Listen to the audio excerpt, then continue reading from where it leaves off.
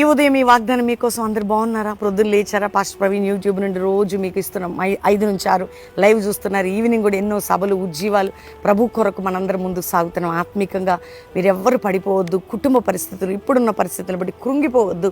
నిన్ను ప్రేమించే దేవుడు, లేవనెత్తే దేవుడు, మంచి దేవుడు నీకున్నాడు. దేవుడు ఆయన మెండైన కృపను నీకు చూపబోతున్నాడు. చూడండి, దేవుని వాగ్దానం మరి మంచి ఈరోజు మీరు చదువుకుంటున్నారు.